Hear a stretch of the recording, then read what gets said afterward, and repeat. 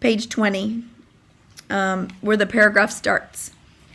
James threw the turtle out again and slowly dragged it in. James moves slowly, he once told me, so he can savor being alive. When he returned from the Vietnam War, he didn't want to go to work ever again. He wanted to look and smell and listen, so he set out across the United States, sleeping wherever he was when the sun went down. He had studied wildlife biology and geology in college and knew the whereabouts of the beautiful places on Earth. After the war, he set out to find them: the sequoia forest of California, the alpine tundras of Wyoming, and the tall grass prairies of Kansas. One day, he came upon Gumbo Limbo Hammock. It lies in the eastern outskirts of La Playa, a winter resort on the tip of Florida Peninsula on the Gulf of Mexico. He told me how he walked into it one day, smelled, saw, listened, and stayed. Page 21. In Gumbo Limbo Hammock, James fashioned what he called the niche. A niche, he told me, is an ecological term for a place an individual or species occupies in a community of plants and animals. And that individual species has a role to play in the community, he said. What's yours? I asked. I don't know yet, he answered very softly, and looked up at the canopy of hammock. The niche is under, within, and up in a huge banyan tree. The air roots of the tree come down to the earth and grow like a forest. You squeeze between them into rooms and dens. Some of these James has roofed with palm thatch, so they don't leak when it rains. His bed is 10 or 12 feet up in the tree in a string hammock. The mosquitoes that live in the woods fly no higher than 9 feet, so they never bite James when he's in his bed. His chairs are pillows, all kinds of discarded pillows he's found in the old and wealthy parts of town. He calls the niche his university, and it must be. He's always learning something there. Page 22. After James settled down in Gumbo Limbo Hammock, he wandered out to see the town pier in the Gulf. There he met Caruso. He was homeless, so James invited him to Gumbo Limbo Hammock. Caruso nested under the mahogany tree. His real name is Joe Carlo, and he is a famous opera singer.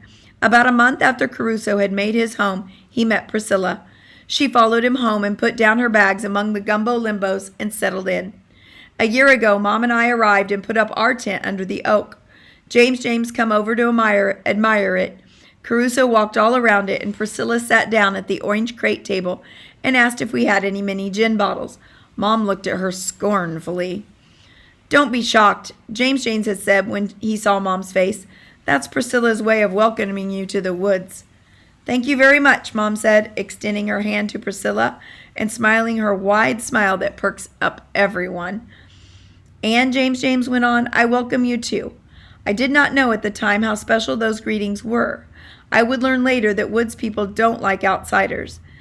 At that time, I only knew that they were nice people and I liked them. No one asked us why we were there.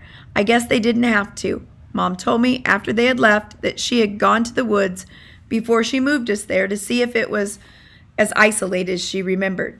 She had run into James baiting his turtle trap. You'll be fine here, he had assured her after they talked a bit.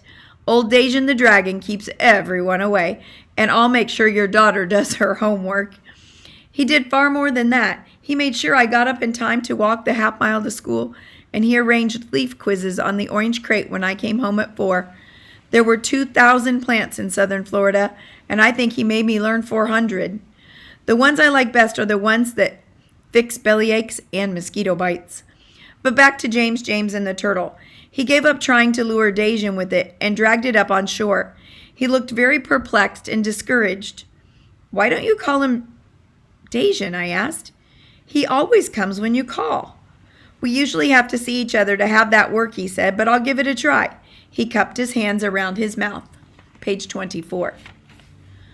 Gug, ugh, ugh, gug, he roared in the manner of a bull alligator. We waited. There was no response.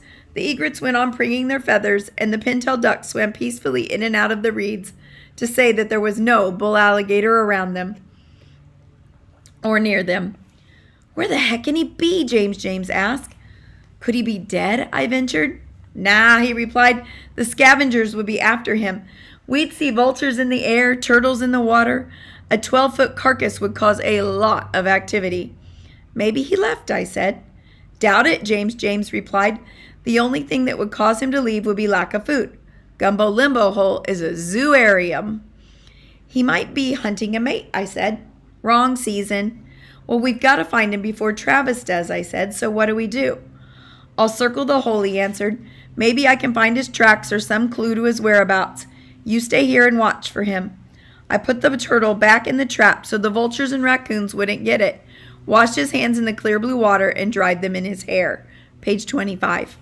James is tall and bony with black hair, a long slim nose, and ruddy cheeks. His blue jeans are frayed, but he always wears nice clean shirts. Mom and I wonder how he washes them. We never see him carry laundry to the laundromat like we do. I think he uses the soapy bark of the slippery elm tree and washes his clothes in the cypress swamp. Mom thinks he wears them to the pier and washes them under the outdoor showers. Then he wears them home, drying them as he walks. James threaded among the jungle plants as slowly and gracefully as an egret. His head moved from side to side as he searched the waterscape. While he scouted, I stood on the bank trying to think like a nature detective. Alligators have lungs and must surface for air. I would watch for bubbles. Bubbles are alligator footprints, so to speak. They rise and lie on the surface like tracks.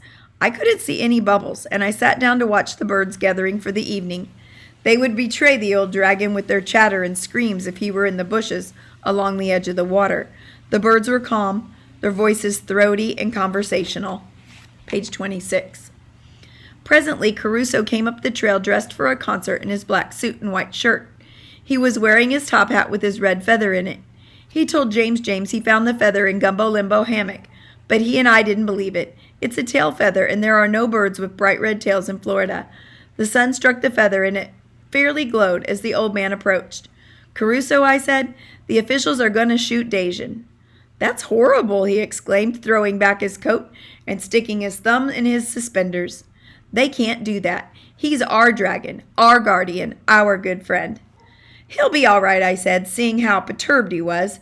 James is going to hide him. Hide him? He'll lure him into the solution pit, I said. Caruso thought about that, nodded, and pursed his lips. Clever that James, he said, except we can't find Dajan. No one's seen him for a while. Have you? Come to think of it, no, he answered, and walked to the water to have a look. Suddenly, I remembered the fish that I'd left cooking on the stove. Try to find Dajan, I called, and ran home. Mom had removed the fish and was heating up the soup leftovers the owner of the diner gave her. She brings leftovers home every day, often with biscuits and butter. I was glad to see the fish weren't burned, then turned to Mom. An official's going to kill Dajan. Oh, no, she said. He can't do that. Dajan's protected us from outside people. And Priscilla writes poems about him, I added. She needs him for inspiration. She writes poetry? Mom took off the jacket she wears for her business school. Is it any good? I've never seen any of her poetry, but she ought to be good at it. She was once an editor for a magazine in New York. She was? What on earth is she doing here? Mom asked. Well, I answered carefully because I had never read her poems and just talked to her about them. Her poetry doesn't sell very well, so she has to live frugally. I sat down on my limestone seat, but that's not the real reason she lives in the wood. She's afraid to be indoors. She can't stand walls, page 28, around her. I looked at Mom. I needed her to be very honest with me. Some of the kids at school who'd seen Priscilla in town said she was crazy. Is that crazy, Mom? No, she said thoughtfully. Some people need to be free and unfettered. She looked up at the magnificent oak as if she was speaking to herself. We sat down at the orange crate and began eating up our soup and fish. Lisa Kay, she said when we were almost done, Priscilla has been hurt very deeply. She once lived in a beautiful house. She showed me a picture of it. I asked her why she had left such a lovely place, and she said the walls were closing in on her. Her house getting smaller and smaller. She became very frightened and took a bus to see a relative in Florida. She never looked her relative up. Instead, she lived on and under the La Playa Pier. The police would urge her to move on, and she would come back to the pier when they left her alone. Then she met Caruso, and he recommended the privacy of Gumbo Limbo hammock. She must be happy here, I said, speaking for myself. I don't know about that, Mom answered slowly. Perhaps she is if she writes poetry. Why does she collect mini gin bottles? I asked this gingerly, because I knew Priscilla's minis were disturbing to Mom. Put the page for gingerly on the back of your booklet. I've never asked her, she answered evasively, but then everyone was evasive about the minis around me. I don't think they wanted me to know what Priscilla did with them. But Lisa Kay, she said, getting to her feet, I like her very much. She's so very gentle. As I scraped my bowl clean, Mom ladled out a third cup of soup. You better take Priscilla her soup before it gets dark, she said, and give her my love. Priscilla lived in the grove of handsome gumbo limbo trees with their red bark and silver green leaves. Her bed was a wicker love seat someone had thrown away, and her office, as she called it, was a card table under a thatched palm roof James had built for her. She was writing when I walked up.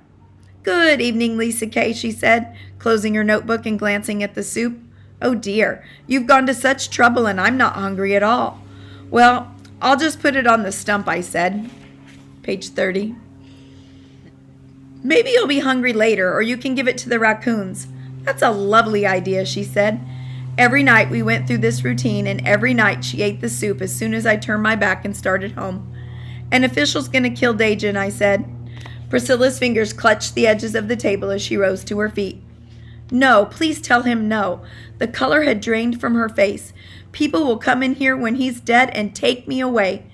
No, they won't, Priscilla, I said with great confidence. James Caruso and I are going to save him. You must, she whispered. I need to know he's there. I have a plan, we went on. He'll be safe tomorrow. She looked at me without much conviction. Really, I said. She smiled pathetically and picked up her soup. For the first time, she ate it while I was still there. Mom called me, and after reassuring Priscilla again, I ran home through the woods. I guess I needn't have worried that Priscilla would have wanted the $100 reward for Dajin. She loved him as much as I did. I really love Priscilla, too. She was a poet, and poets are very special people. They give words to thoughts when we cannot express ourselves.